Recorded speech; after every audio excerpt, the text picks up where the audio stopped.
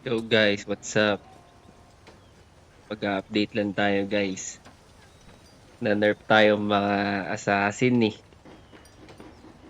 So, tingnan natin kung paano yung damage natin. Kasi nerf to guys. Sa mga hindi nakakaalam guys. Dito guys, na-nerf to guys oh.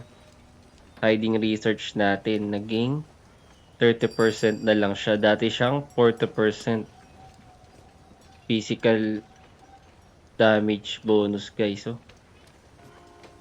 Kaya siya guys nakaka-apekto sa Grimtooth kasi pag gumagamit tayo ng Grimtooth guys, naka-invisible tayo. So minus 10% guys yung nawala agad sa atin. 10% guys sa Grimtooth. Tapos dito, dating yung Sonic Acceleration natin, dati yung 30% guys yung damage increase. Tapos itong skill hit increase natin, dati yung 30%. Bali, ang nawala sa atin guys, 10% dito sa Sonic Acceleration, tsaka sa Hiding Research na 10%, bali 20%. Tapos dito pa sa Skill Hit Increase natin, nabawasan tayo ng 2%. So, bali 22% guys yung nawala sa atin. So, itatry ngayon natin i-damage test kung goods pa ba yung ano natin, makaka-sync. So, let's go. Try natin.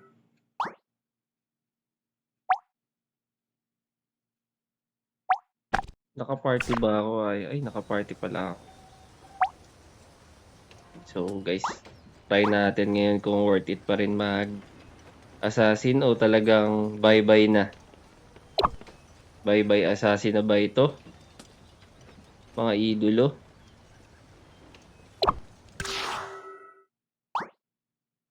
Okay, let's go. Let's go, let's go.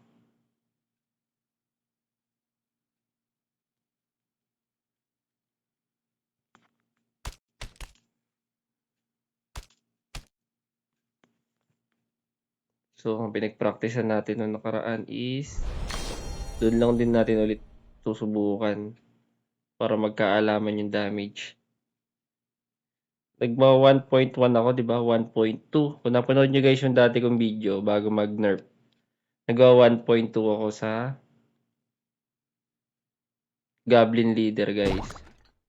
So, tingnan natin ngayon kung gaano kalaki yung difference.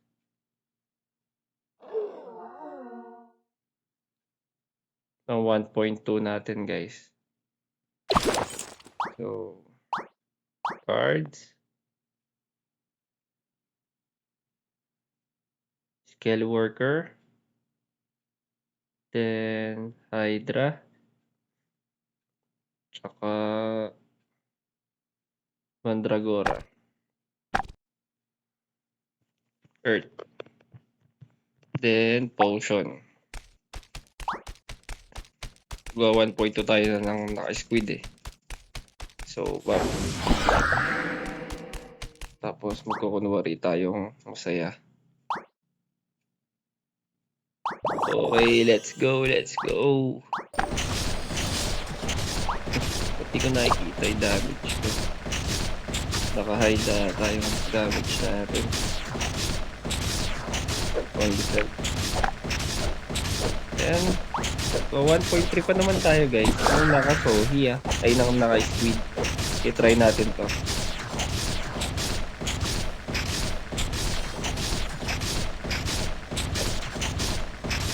Kapag naka-sohi tayo guys, ay guys, magwa 1.3 pa din tayo mga idolo. Kaya nagtutuhanan pa rin yung Sonic Glow natin mga par. So tingin ko naman worth it pa rin mag Assassin Cross. Pero guys, ang natin dito ay 2 million. Sonic Glow ko nagto 2 million pa rin.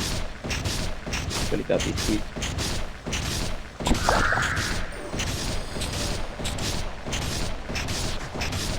Nagwa 1.4 ako guys. So, pinaka-speed guys. Malapit na 1.5 yun guys. So.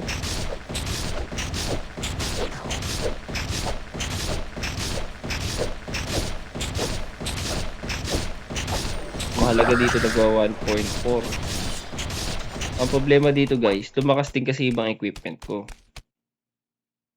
So, tignan natin tong DPS natin.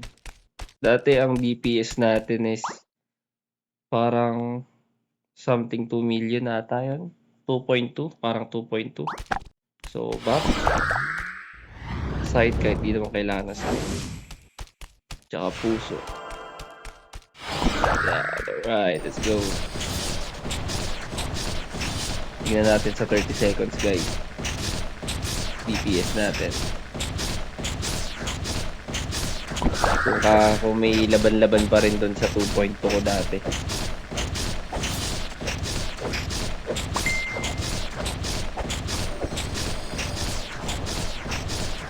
(22, 23, 24, 25, 26, 7, 8, 29, 30. Guys, lumakas pa yung DPS ko.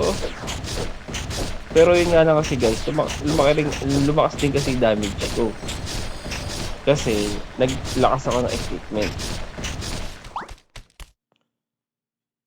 So ito, tignan natin yung mga naging upgrade natin for this week. Marami nagre-request, sabi nila mag-update daw ako weekly kung ano yung progress ko. So unahin natin yung stat natin. Ayan, yung stat ko. Pumalo na ng 2-3 guys yung power ko, no, nakikita nyo. Yan, dati lang 99 strength, 97 agi, saka plus 2 sa luck. So kapag nakaback siya, saka tumitira, tingnan natin yung attack natin. O ilan na abutin. Yan, naka-squid. Attack ko guys is 7,000. Then 83 yung... Yun yung totoo ko guys. 68 lang. Dahil lang sa squid yun, kaya lumalaki yung physical damage natin. Kaya siya nagiging 83 guys kung nakikita nyo.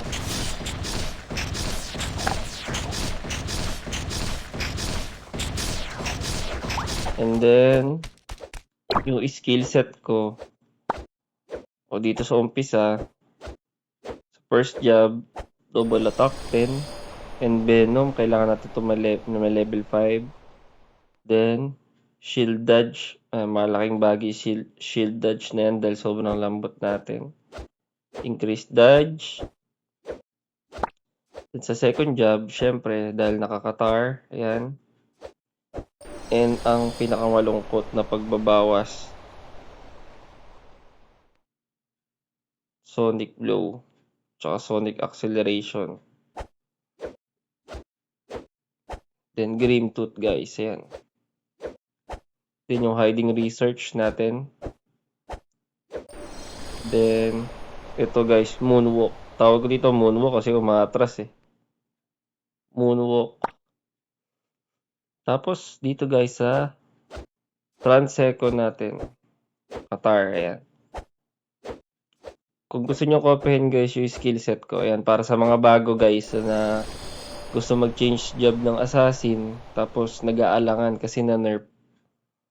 O, tignan nyo guys yung sa akin kung okay lang naman. Deadly poison, tsaka weakness. Then, lahat na natitira kong stat dito ko nilagay guys. Ayan. Tapos, yung medal ko. Pakita ko muna yung medal ko. Yan. So, dalawa na siya guys, level 45. Kaya rin tayo lumakas. Dalawa siya guys, nag-level 45. So, plus 230 attack na yung nakuha natin dito. Then, 15% physical damage increase guys. Tapos, sa may guild skill ko, ito. Ayan, na-level 80 ko na to dalawa. Kasi nag-level 3 na yung laboratory namin eh. Nakakuha na ako dyan ng 100 ignore dep guys. Then yung attack ko, 143, nakakuha din ako dyan. So, yung total ignore dep ko pala sa mga nagtatanong. Tignan nyo naman yung total ignore dep ko, guys. 1,500. Tsaka PBE bonus ko, 1,100. Diba? Kaya goods na goods pa rin para sa akin yung assassin. Pero malaking bawas yun, guys. Isipin nyo, guys, 20% yung nawala sa damage natin. 20? Aray ko, 20%. Then, ang pinaka-hinihintay ng lahat, ito na, guys, ang Feather. Ayan, guys. So, level 8 lang yung Feather ko. Ito yung attack Feather natin. Yung karaniwang ginagamit naman to ng attack. Ayan. Space, time, day, sky, tsaka balong. Level 14 yung valor ko dyan. Pero okay lang to, guys. I-stop nyo na ng 13. Kasi sa 13 nakukuha yung plus 6 strength eh. Stop nyo muna. Hindi ko sinabing stop nyo na. Stop nyo muna sa 13. Okay lang. So, level 13. Ayan. Ravens R8 din siya. Ravens R8. Ito, guys, yung huli ko. Di pa siya naging Ravens R8. Dahil kulang pa ako, guys, dito sa Sky. Then, ito na ang pinagbabawal na Feather, guys. Ang Feather na Depth Feather pero puro attack. Light Feather ko. Kasi meron siyang P-attack. Dark Feather kasi meron ding P-attack. Justice kasi meron din siyang P-attack, guys. Then Grace plus P-attack na naman. Tsaka yung truth natin, P-attack tsaka physical damage percent. Diba? Yun, guys, yung solid na damage Feather. Yan, sa mga nagtatanong, guys, kahit na ang ni-recharge ko lang naman dito, guys, ang tinap up ko, yung ano lang, Radiant Pass. Hindi ako, guys, spender na bumibili ng mga bounty, tapos binibenta, o kaya yan, berry. Yan lang, guys. Yan, guys, yung isa ko, level 4. Then, puro level 3 na siya, I think, eh. Level 3, level 3, level 3, level 3. Ayan. Sa mga nagtatanong, guys, ng Feather ko, yan. Yung mga nagchat-chat sa akin, mga nakakalaro ko. Tsaka yung mga ka-guild ko. Ano daw ba yung sikreto ng Feather ko? So, ito lang yung, guys. Isipin nyo, nasa attack Feather tayo. Attack, syempre, lahat ang nakalagay. Pero yung depth Feather natin, attack pa din ang nakalagay natin. Kaya yung 10 slot na to, puro attack yan, guys. Huwag nyo nang tangkaing maglagay dito ng defense Feather. Kasi malambot talaga yung assassin, guys. Kahit ano gawin nyo. Sobrang lambot natin. Ayan. Tapos, yung equipment ko. Ayan. Dito, guys. Yung libreng red equipment. Ayan, kinuha na natin kanina. Ang hindi ko na lang red equipment, guys, itong armor. So, ito na, guys. Yung cards muna. Naka-Marduk tayo para di ma-silence. Kasi skiller tayo, Green Tooth. Then, Nightmare card. Ayan. Para sa plus Agi. Tapos, dito sa face naman is Goblin. Para sa medium damage. Dito, wala pa ako dito. Card, guys, eh. Sa armor ko naman, Argiope. Ayan. Para pag nagti-TON, medyo makunat-kunat. Kahit pa paano. Dahil, meron din tayong galito. Pinapataas din natin yung galito natin. Ayan, guys. So, level 19 na ako. Kaya, kahit pa paano, tumatagal. Then, yung weapon ko, ayan. The 16. Skellworker, 2 star. Hydra, 1 star. Mandragora, 1 star. Then, yung cloak natin. Tingnan nyo, guys, so kaswerte ko. Isa na lang. 2 3-star na. Gagraduate na ako sa cloak. Tapos dito naman sa shoes, ang libreng Moonlight at saka Wild Rose. Ito, hindi pa to double stat. Wala akong makuha guys na Niles eh. Ayan, Greatest General. And then, sa materials natin, Porong tsaka Stemworm. Dito guys, wala pa ako dito. Sa costume at saka dito guys sa backwear natin. So, ito naman guys, so enchant natin. Kung makikita nyo guys, ang naging improvement na to. Na plus 12 ko to guys. Ito yan, plus 12. Tsaka ito guys, plus 12. Pero ito dati na yan eh. So, tingin ko, nagpalakas sa atin. Yung sa may guild. Kasi na-level 80 ko guys yung ano eh. Yung ignore defense at saka yung attack eh. Kasi sa equipment ko guys, ito lang yung power up ko dyan. Naging red weapon lang to. So, ito na yung enchant ko. Superior attack 3. PBE 3. PBE 2. Isang pindot, baka swerte. Bang, ayan, malas.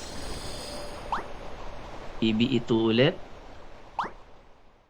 Ayan, ang pinakaswerteng enchant. Superior crit, level 5, plus attack speed at saka plus 46 attack. Sa claw, walang nagbago. Puro lock at saka beat. Pero mas maganda pag 3 lock yung makuha ko dito. Then, dito naman sa shoes, lock, strength, tsaka lock. Mas maganda to kung puro lock. Para mas mataas yung critical natin. Then dito guys, sa Niles ko, yan, superior crit 4. Plus P attack. Diba? Sobrang solid. Then, sa materials list ko naman, crit level 4 din. And then, superior attack na may ignore defense. Ayan. And then, superior attack ulit. Wala pa ako ditong PBE. Alam ko, wala tong PBE. Ay, mayroon. Yun ang target natin dito, PBE. Mas malakas kasi yung dagdag nun eh. Meron ba ako PBE dito? Wala. Ayan guys. So, ayun yung update natin. Sa tingin ko, goods pa naman tong assassin kahit anong nerf pa tayo. So, kayo na rin mag-judge kung paano. Kung ano sa tingin nyo. Kung okay pa ba yung think after ma-nerf or hindi na. Ano guys sa tingin nyo?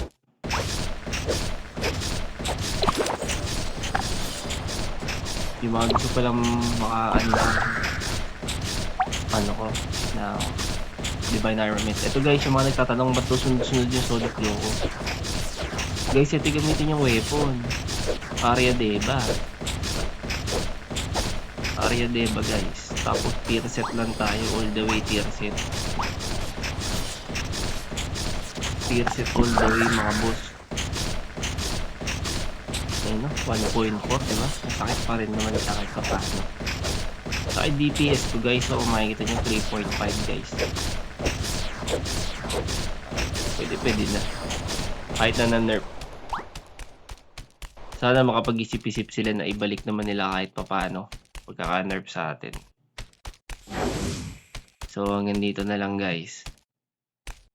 I-comment nyo na lang kung ano sa tingin nyo, kung worth it pa ba mag-assassin o hindi na. Kung masyado bang malaki yung binaksak natin o hindi. So, huwag nyo makakalimutang mag-subscribe tsaka mag-like guys para sa susunod pag nag-update ulit ako, makikita nyo agad kung paano. Alright, salamat guys. This is Mumu from Frontera 9. Let's go, let's go.